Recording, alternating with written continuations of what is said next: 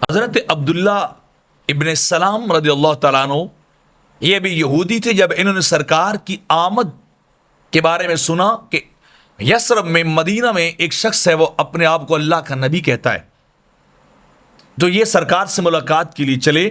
جب سرکار کے سامنے گئے تعارف ہو تو آپ نے فرمایا تم وہ زمین یثرب کے عالم جو ہے وہ عبداللہ ابن سلام تم ہو؟ اس نے کہا جی ہاں وہ ابن سلام میں ہوں جو یثرب کے اندر تورات کا عالم ہے.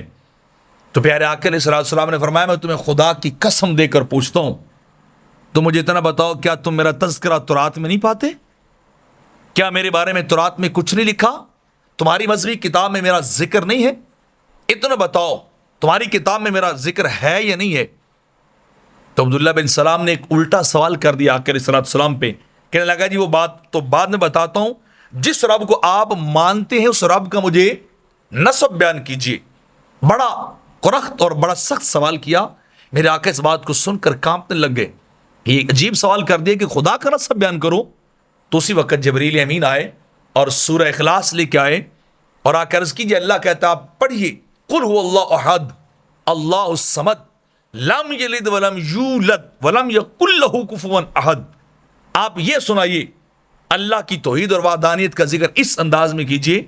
تو میرے آقا نے پھر یہ سورہ اخلاص عبداللہ بن سلام کے سامنے تلاوت کی, ان کے سامنے پڑھی.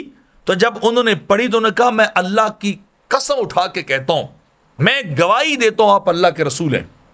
صرف میں نے آپ سے سوال کیا تھا آپ کو جانچنے کے لیے, آپ کو پرکھنے کے لیے, آپ کو سمجھنے کے لیے کہ آپ کا عقیدہ کیا ہے, آپ کا نظریہ کیا ہے, آپ کون سا دین اور مذہب لے کے آئے ہیں. تو اس نے کہا اللہ کی قسم آپ اللہ کے رسول ہیں, اور میں یہ بھی گواہی دیتا ہوں ایک وقت آئے گا آپ کا دین پورے دینوں پہ غالب آ جائے گا, پوری روئے زمین پہ آپ کا دین پھیل جائے گا, ہر جگہ ہر گھر میں آپ کا پیغام جو ہے وہ پہنچے گا. اور پھر انہوں نے کہا کہ آپ کے اوصاف کا ذکر اللہ نے شاہد, مبشر, نذیر, متوکل اور معافی دینے والا, درگزر کرنے والا, یہ سارے اوصاف اللہ نے آپ کے تورات کے اندر بھی ذکر کیے ہیں.